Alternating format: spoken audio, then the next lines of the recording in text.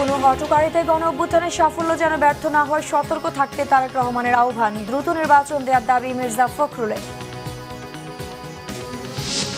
ছাত্রদের বেঁধে দেওয়ার সময়ের মধ্যে জুলাই বিপ্লবের ঘোষণাপত্র লেখার কাজ শেষ হবে জানালেন পরিবেশ উপদেষ্টা। নতুন বছরে নির্বাচনের রোডম্যাপ দেওয়াই সরকারের চ্যালেঞ্জ। শেখ হাসিনাকে ফেরত না দিলেও দিল্লির সাথে কূটনৈতিক সম্পর্ক অব্যাহত থাকবে জানালেন পররাষ্ট্র উপদেষ্টা। যুক্তরাষ্ট্র, চীন ও ভারতের সাথে সম্পর্ক উন্নয়নের অগ্রাধিকার। জুলাই গণ অভ্যুত্থানে 628 শহীদ পরিবার, আরও 1600 আহতকে আর্থিক সহায়তা দেওয়া হয়েছে সার্জিস আলমের তথ্য।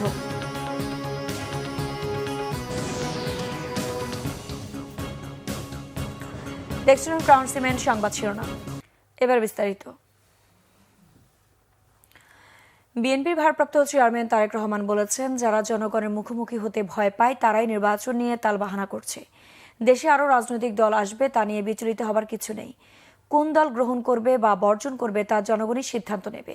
আগামী নির্বাচন নিয়ে নেতাকর্মীদের মানসিকভাবে প্রস্তুত থাকার আহ্বান জানান তিনি। কোনো হটকারিতার কারণে গণ অভ্যুত্থানের সাফল্য যেন ব্যর্থ না হয় সেদিকে সজাগ থাকার আহ্বান জানান তারেক রহমান। অন্যদিকে বিএনপির মহাসচিব মির্জা ফখরুল ইসলাম আলমগীর বলেন, তারেক রহমানকে রাজনীতি থেকে দূরে রাখার চক্রান্ত শুরু হয়েছে, এজন্য নেতাকর্মীদের সজাগ থাকতে হবে। বিস্তারিত জানাচ্ছেন মামুন আব্দুল্লাহ। জাতীয়তাবাদী ছাত্রদলের 46তম প্রতিষ্ঠাবার্ষিকী উপলক্ষে বুধবার দুপুর থেকেই সারা দেশ থেকে আসা ছাত্রদলের নেতাকর্মীদের পদচারণায় কানায় কানায় পরিপূর্ণ হয়ে যায় রাজধানীর রমনা ইঞ্জিনিয়ার্স ইনস্টিটিউশন মিলনায়তন। স্লোগানে স্লোগানে মুখরিত হতে থাকে ইনস্টিটিউশন প্রাঙ্গণ। প্রতিষ্ঠাবার্ষিকীর অনুষ্ঠানে যোগ দেন বিএনপির জাতীয় নেতৃবৃন্দ। প্রধান অতিথির বক্তব্যে বিএনপির ভারপ্রাপ্ত চেয়ারম্যান তারেক রহমান ভার্চুয়ালি যুক্ত হন। বলেন, সংস্কারের আড়ালে দ্রব্যমূল্য নিয়ন্ত্রণ কার্যক্রম ব্যাহত হলে জনরোষ তৈরি হবে। অন্তর্বর্তীকালীন সরকার হয়তো তাদের দৃষ্টিতে অনেক বড় বড় সংস্কার কর্মসূচি হাতে নিয়েছে, তবে এইসব সংস্কার কর্মসূচির আড়ালে জনগণের নিত্যদিনের দুর্দশা উপেক্ষিত থাকলে জনগণ হয়তো খোদ সরকারের সংস্কার দাবি নিয়ে মুখ খুলতে বাধ্য হবে। অতি দ্রুত নির্বাচনের ব্যবস্থা করলে দেশ সংকটমুক্ত হবে বলে মন্তব্য করেন তিনি। দেশে প্রয়োজনে আরো নতুন রাজনৈতিক দলের উত্থান ঘটবে, এটিই গণতান্ত্রিক রীতি, এ নিয়ে বিচলিত হবার কোনোই কিছু নেই। রাষ্ট্র ও রাজনীতির প্রয়োজনে বিএনপি সকল গণতান্ত্রিক উদ্যোগকে স্বাগত জানায়। এক্ষেত্রে বিএনপির দৃষ্টিভঙ্গি অত্যন্ত স্বচ্ছ। জনগণ কোনো রাজনৈতিক দলকে গ্রহণ করবে কিংবা বর্জন করবে, নির্বাচনের মাধ্যমে সেই রায় দেবে জনগণের আদালত। তবে যারা জনগণের আদালতের রায়ের মুখোমুখি হতে ভয় পায় কিংবা যাদের ভিন্ন কোনো উদ্দেশ্য রয়েছে, তারাই নির্বাচন অনুষ্ঠান নিয়ে নানা রকম বিভ্রান্তি সৃষ্টি করে। বিএনপির মহাসচিব মির্জা ফখরুল ইসলাম আলমগীর বলেন, ন্যূনতম সংস্কার করেই নির্বাচন করা বর্তমান সরকারের অন্যতম কাজ। তারেক জিয়াকে নিয়ে ষড়যন্ত্র হচ্ছে বলেও জানান তিনি। নতুন দল গঠনের জন্য নির্বাচন দেরি করছে কিনা সেই প্রশ্ন রাখেন বিএনপি নেতারা। যে সংকট সৃষ্টি হয়েছে, এই সংকট একমাত্র সমাধান হতে পারে একটা সকলের কাছে গ্রহণযোগ্য নির্বাচনের মধ্যে। কি করে বাংলাদেশের সত্যিকার যারা বাংলাদেশে বিশ্বাসী, যারা জোর গলায় বলতে পারে সবার আগে বাংলাদেশ, সেই দলকে, সেই নেতাকে আজকে তারা দূরে সরিয়ে রাখতে চাচ্ছে। বর্তমান এই চক্রান্ত বহুবার হয়েছে, আজকে আবার সেই চক্রান্ত শুরু হয়েছে। সুতরাং নির্বাচিত সরকারকেই আসতে হবে, কারণ এই সরকার হচ্ছে গত 53 বছরের মধ্যে সবচেয়ে একটি দুর্বলতম সরকার। নির্বাচন নিয়ে ভয় কিসে? সংস্কারের জন্য নির্বাচন বিলম্ব করছেন নাকি নতুন দল বানাবার জন্য নির্বাচন বিলম্ব করছেন? এটা তো মানুষ জানতে চায়। ধানায় পানায় কিন্তু চলবে না। ছাত্রদলকে পড়ালেখার পাশাপাশি জনকল্যাণমুখী কাজ করার আহ্বান জানান বিএনপি নেতারা। মামুন আব্দুল্লাহ, বাংলা ভিশন, ঢাকা। সংস্কার একটি চলমান প্রক্রিয়া, তাই সংস্কার আগে না নির্বাচন আগে এই বিতর্ক না করে প্রয়োজনীয় সংস্কার সাপেক্ষে দ্রুত নির্বাচন দেওয়ার দাবি জানিয়েছেন বিএনপি স্থায়ী কমিটির সদস্য ডক্টর আব্দুল মঈন খান।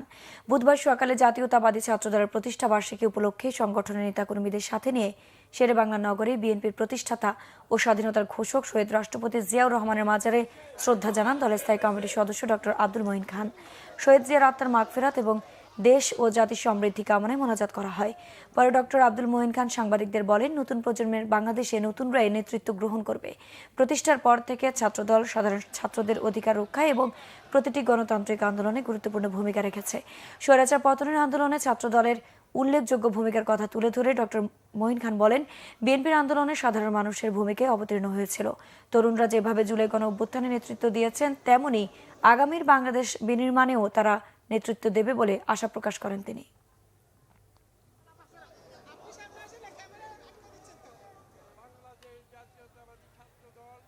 বাংলাদেশের সমস্ত শিক্ষা প্রতিষ্ঠানে ছাত্রদের নেতৃত্বে নতুনভাবে ছাত্রদলকে আমরা সুসংগঠিত করতে চলেছি এবং আমাদের কেন্দ্র কমিটিকে সেইভাবে বিভক্ত করে ভাগ করে বিভিন্ন কলেজ এবং জেলা ইউনিটে দায়িত্ব দিয়েছি।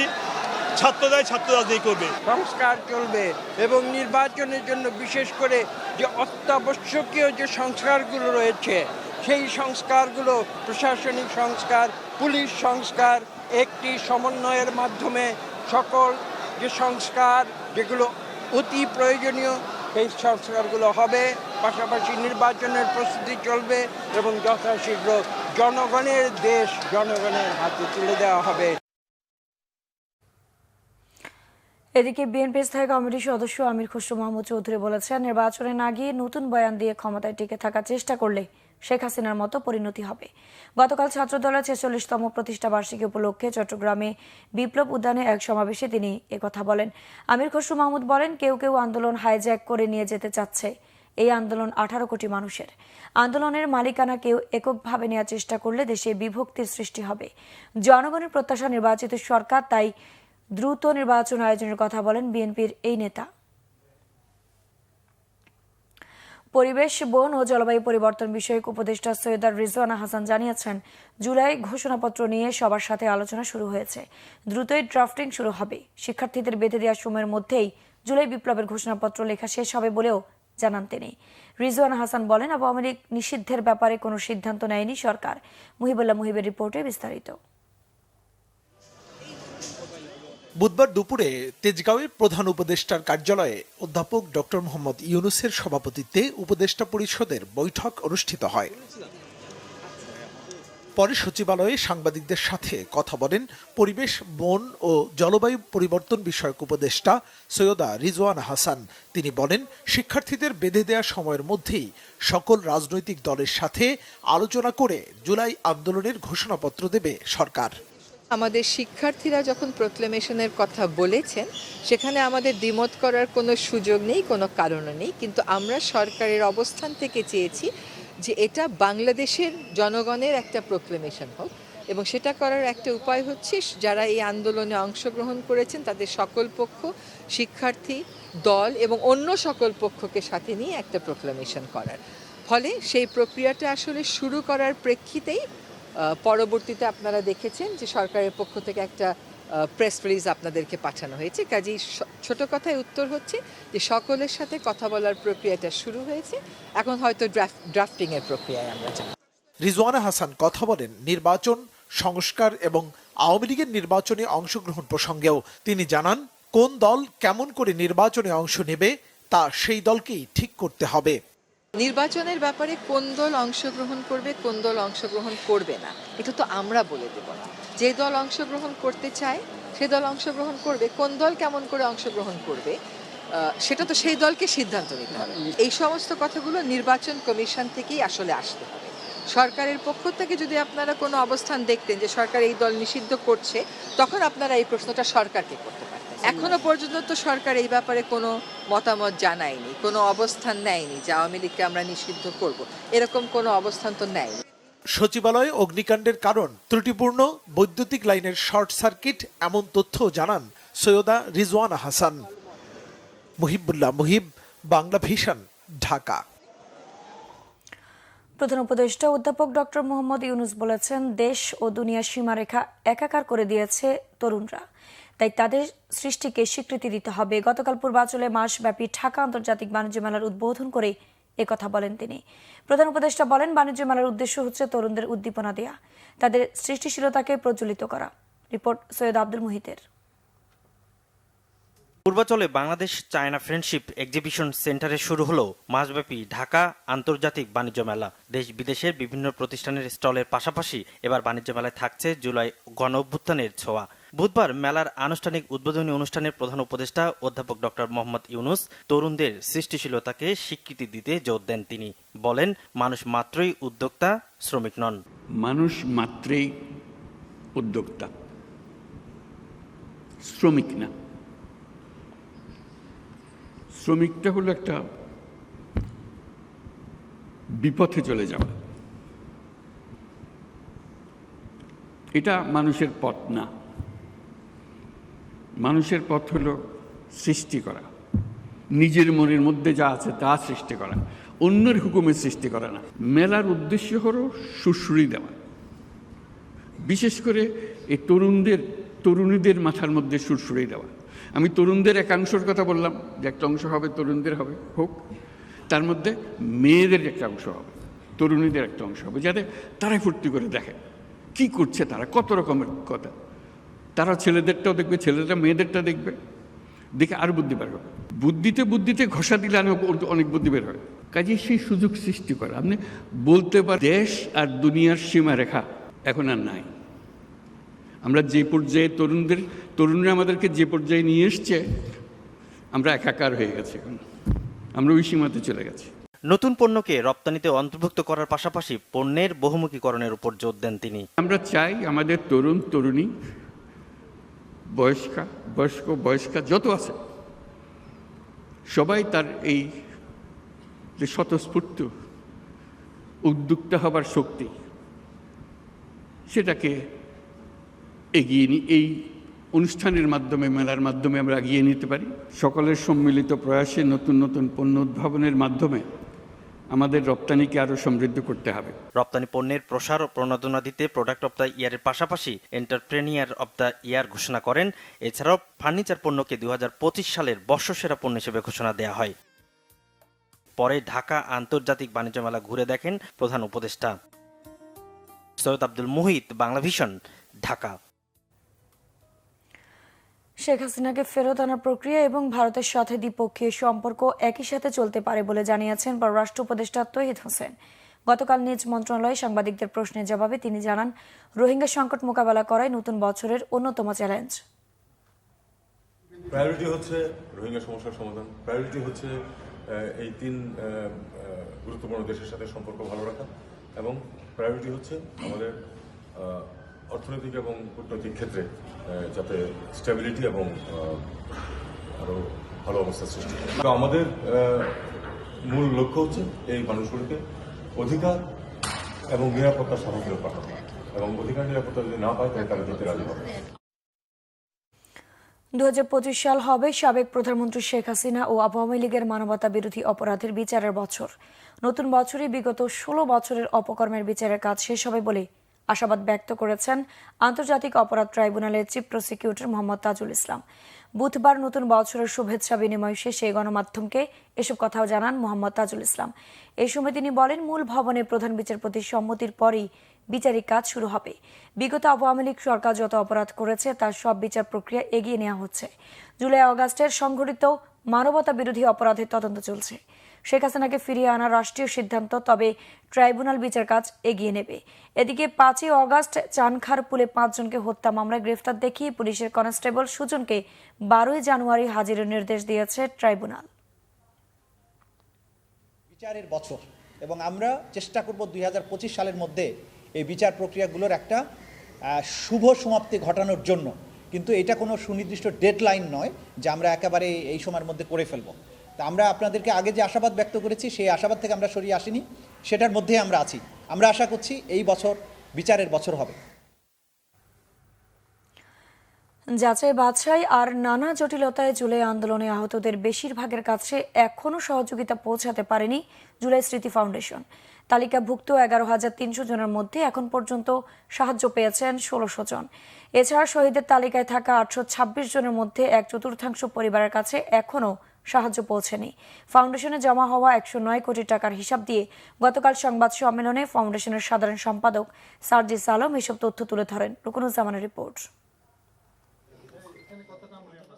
বুধবার রাজধানীর শাহবাগে জুলাই স্মৃতি ফাউন্ডেশনের কার্যালয়ে এক সংবাদ সম্মেলনে ফাউন্ডেশনের জমা খরচের হিসাব তুলে ধরেন সাধারণ সম্পাদক সার্জিস আলম। জানান, এখন পর্যন্ত তালিকাভুক্ত 826 জন শহীদের মধ্যে 628 শহীদ পরিবারের হাতে সহযোগিতার 5 লাখ টাকা হস্তান্তর করা হয়েছে। এছাড়া 11,300 আহতের মধ্যে ফাউন্ডেশনের সহযোগিতা পেয়েছেন 1601 জন। সংবাদ সম্মেলনে এখন পর্যন্ত বেশিরভাগ আহতদের সহযোগিতা করতে না পারার কারণ তুলে ধরেন ফাউন্ডেশনের সাধারণ সম্পাদক সার্জিস আলম। কিছু আহত এমন আসেন, তাদেরকে আপনার ডকুমেন্টস দেখেও বুঝবেন না উনি ওই টাইমে আহত হয়েছেন, তাদেরকে ফিজিক্যালি দেখেও বুঝবেন না আহত হয়েছেন, উনি কাগজ নিয়ে এসেছেন। আমাদের এখানে এমন অনেক ফাইল এসেছে যারা নিজের এখন বানিয়ে আনছে ওইভাবে, বিভিন্ন হসপিটাল থেকে, প্রাইভেট হসপিটাল থেকে ডাক্তারদের সাইন, ইভেন ওই সাইন তারা নীলক্ষেতও বানাচ্ছে, এই প্রুফও আমাদের এখানে আছে। সো আমাদের অনেক বেশি চ্যালেঞ্জ ফেস করতে হচ্ছে যেন আমাদের এই লিস্টটা প্রশ্নবিদ্ধ না হয়। এই মানুষগুলো তখন তাদের জায়গা থেকে আমরা দেখি যে বিভিন্ন জায়গায় এই কথাগুলো বলেন যে তারা তাদের এই ফান্ডটা পাচ্ছেন না। এই প্রতিবন্ধকতাগুলো আমরা আমাদের জায়গা থেকে ফেস করি। তবে MIS এর সাথে সমন্বয়ের ফলে এই সমস্যা দ্রুতই সমাধান হবে বলে জানান তিনি। এছাড়া আহতদের ধরন অনুযায়ী সহযোগিতার পরিমাণ বিভিন্ন করার কথাও জানান সার্জিস আলম। হয়তো 2-3 দিনের মধ্যে আর কোনো ব্যাকলগ ফাইল বলতে কিছু থাকবে না। নতুন কেউ যদি আমাদের ফাউন্ডেশনে প্রয়োজনীয় কাগজপত্র নিয়ে আসে, ফাউন্ডেশনে আমরা সেটা ভেরিফিকেশন 1 থেকে 2 দিনের মধ্যে করে ফেলতে পারবো। MIS এর যিনি থাকবে তাকে দিয়ে দিব, উনার হয়তো 1 থেকে 2 দিন লাগবে। অর্থাৎ কেউ ফাইল জমা দিলে আমরা আশা করছি 3 থেকে 4 দিনের মধ্যে উনি ফান্ডটা পেয়ে যাবে। আহতদের কথা বলি, ফাউন্ডেশনে জমা হওয়া 109 কোটি 20 লাখ টাকার মধ্যে 47 কোটি 32 লাখ টাকা খরচের হিসাব তুলে ধরা হয় সংবাদ সম্মেলনে। রকুনুজ্জামান, বাংলা ভিশন, ঢাকা। নতুন বছরের প্রথম দিনে গতকাল সারা দেশের প্রাথমিক শিক্ষার্থীদের হাতে বই তুলে দেওয়া হয়েছে। প্রথম থেকে তৃতীয় শ্রেণী পর্যন্ত শিক্ষার্থীরা বই পেলেও পেতে কিছুটা দেরি হবে চতুর্থ ও পঞ্চম শ্রেণীর শিক্ষার্থীদের। নতুন বইয়ের মলাটে তুলে ধরা হয়েছে জুলাই অভ্যুত্থানের স্মৃতি। NCTV's চেয়ারম্যান জানিয়েছেন 20 জানুয়ারির মধ্যে সকল শ্রেণীর বই স্কুলে পৌঁছে দেওয়া হবে। আর শিক্ষা উপদেষ্টা জানিয়েছেন বই উৎসবের নামে বছরের পর বছর দুর্নীতি অপচয় হয়েছে। গোটা মন্ত্রণালয়ে শুদ্ধি অভিযানের ঘোষণা দেন তিনি। আরও জানাচ্ছেন মোবাশ্বের আহমেদ। নতুন বছর নতুন বই, উৎসব মুখর রাজধানীর স্কুলগুলো। সকাল থেকেই প্রাথমিক শিক্ষার্থীদের নিয়ে স্কুল প্রাঙ্গণে অভিভাবকেরা। এবার প্রথম থেকে তৃতীয় শ্রেণী পর্যন্ত শিক্ষার্থীদের প্রায় সব বিষয়ের বই বিতরণ করেছে স্কুলগুলো। চতুর্থ ও পঞ্চম শ্রেণীর শিক্ষার্থীরা পাবে কিছুটা বিলম্বে, তবে বই পাওয়ার আনন্দ সবার মনেই। আমরা স্কুলে এসেছি, নতুন বই পেয়েছি, অনেক ভালো লাগছে। আমরা বই পাইছি 3টা, বাংলা, অঙ্ক, ইংলিশ। বই এখনো পাইনি, আমরা পাবো, কিন্তু এখন আমরা খুশি। আমার ছোট ভাই বোনরা পেয়েছে, আমরা পাবো। ইংলিশ 40-তে বা প্রাথমিক বিজ্ঞান, তারপর হচ্ছে যে ইসলাম শিক্ষা, এটা পেয়ে আমার অনেক ভালো লাগছে। দীর্ঘ সময় পর কোমলমতি শিক্ষার্থীদের এবারের নতুন বইয়ের মলাটে এসেছে বিশেষ পরিবর্তন। জুলাই অভ্যুত্থানের শহীদদের স্মৃতিকথা তুলে ধরা হয়েছে সব বইগুলোর মলাটে মলাটে। পাঠ্য বইয়ের অভ্যন্তরীণ বিষয়েও পরিবর্তন আনা হয়েছে বলে জানান শিক্ষকেরা। কিছুটা পরিবর্তন হয়েছে, যেখানে মানে প্রায়োরিটি পেত হচ্ছে আপনার শেখ মুজিবুর রহমানের জীবনী, আত্মজীবনী যেটা, সেটা একটু আসে নাই। নীতিবাক্যরও কিছু চেঞ্জ এসেছে। আর ভিতরে আপনার দেশ সম্পর্কে যেগুলো সবই ঠিক আছে। রিক্সা চালক বা মুগ্ধ এরা দিচ্ছে, বা আপনার ওই যে মারা গেল প্রথম আবু সাইদ, ওর ছবিটা আসছে। অন্যান্যবার তো 5 পর্যন্ত প্রথম দিনই দিতাম, কিন্তু এবার তো আসলে প্রেক্ষাপটে বই হয়তো আসতেছে, দিব আমরা হয়তো অল্প সময়ের মধ্যে দিতে পারবো। তবে বছরের প্রথম দিনে দেশের সব জেলা ও অঞ্চলে শিক্ষার্থীদের হাতে বই তুলে দিতে না পারায় দুঃখ প্রকাশ করেছেন শিক্ষা উপদেষ্টা অধ্যাপক ডক্টর ওয়াহিদুদ্দিন মাহমুদ। বই উৎসবের নামে বছরের পর বছর দুর্নীতি অপচয় হয়েছে উল্লেখ করে দ্রুতই এসব সমস্যা সমাধান করতে গোটা মন্ত্রণালয়ে শুদ্ধি অভিযান পরিচালনার ঘোষণা দেন তিনি। কেউ সন্দেহের ঊর্ধ্বে না, বাইরের ব্যবসায়ীরা হোক, মজুদদাররা হোক, সিন্ডিকেট হোক, যেই হোক। এই জন্যই বলছি, আমি কাউকে এখন দোষারোপ করছি না। এদিকে বই ছাপানোর কাজ দেরিতে শুরু করা ও শিক্ষা কার্যক্রমে পরিবর্তন আনায় বই বিতরণে কিছুটা বিলম্ব হচ্ছে জানিয়ে আগামী 20 জানুয়ারির মধ্যে সকল শ্রেণীর বই স্কুলে পৌঁছে দেওয়া হবে বলে আশা প্রকাশ করেন জাতীয় শিক্ষাক্রম ও পাঠ্যপুস্তক বোর্ড চেয়ারম্যান। জানুয়ারির 5 তারিখের মধ্যে প্রাথমিকের বাকি সকল বই, 10 তারিখের মধ্যে মাধ্যমিকের প্রায় 8টি বই এবং 20 তারিখের মধ্যে সকল বই যাবে। মোবাশ্বের আহমেদ, বাংলা ভিশন, ঢাকা। ফ্যাসিবাদের দোসর আর ফ্যাসিবাদ বিরোধী বলে দেশে নতুন করে বিভাজন সৃষ্টি করা হচ্ছে বলে মন্তব্য করেছেন জাতীয় পার্টির চেয়ারম্যান জিএম কাদের। জাতীয় পার্টির প্রতিষ্ঠা বার্ষিকী উপলক্ষে গতকাল রাজধানীতে র্যালি ও পথসভা করেছে দলটি। বিজয়নগর দলীয় কার্যালয়ের সামনে থেকে র্যালিটি কাকরাইল মোড় হয়ে পুরানা পল্টনের মোড় প্রদক্ষিণ করে। র্যালিতে জিএম কাদের, মুজিবুল হক চুন্নু, রুহুল আমিন হাওলাদার সহ জাপা নেতারা অংশ নেন। জাপা চেয়ারম্যান বলেছেন, বৈষম্য বিরোধী ছাত্র আন্দোলনের সময় জাতীয় পার্টির নেতা কর্মীরা অংশ নিয়েছে, তারপরও জাতীয় পার্টিকে শেখ হাসিনার দোসর বলা হচ্ছে। জিএম কাদের বলেন, ছাত্র জনতাকে যারা হত্যা করেছে তাদের প্রত্যেকের বিচার চায় জাতীয় পার্টি, তবে বিচারের নামে প্রহসন হলে দেশের মানুষ তা মেনে নেবে না।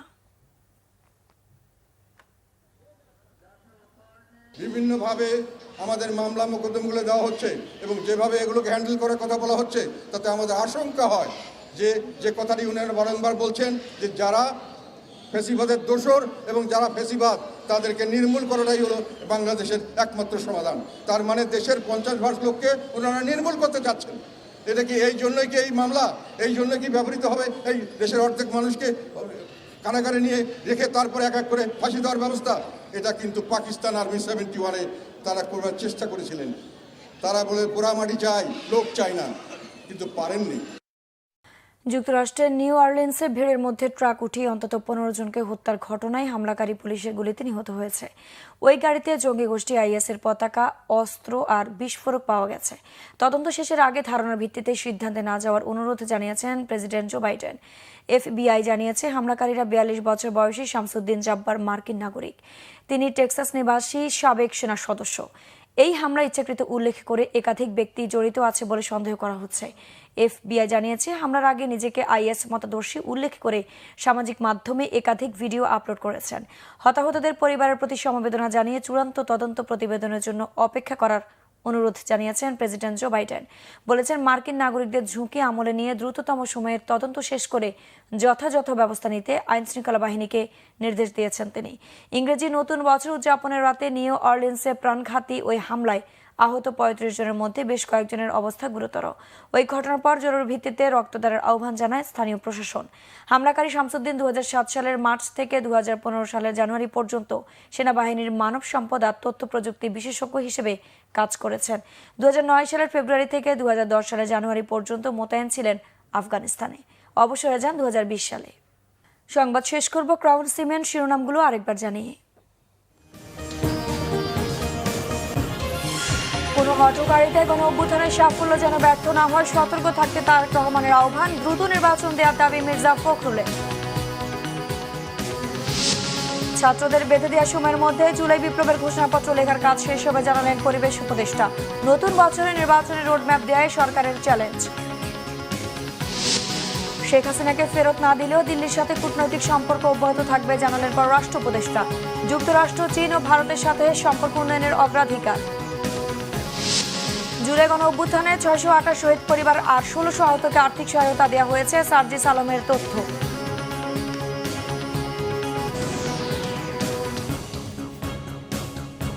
দর্শক, এ ছিল এখনকার মতো। পরের সংবাদ সকাল 10টায়, এর আগে 9টায় রয়েছে নিউজ টপ 10।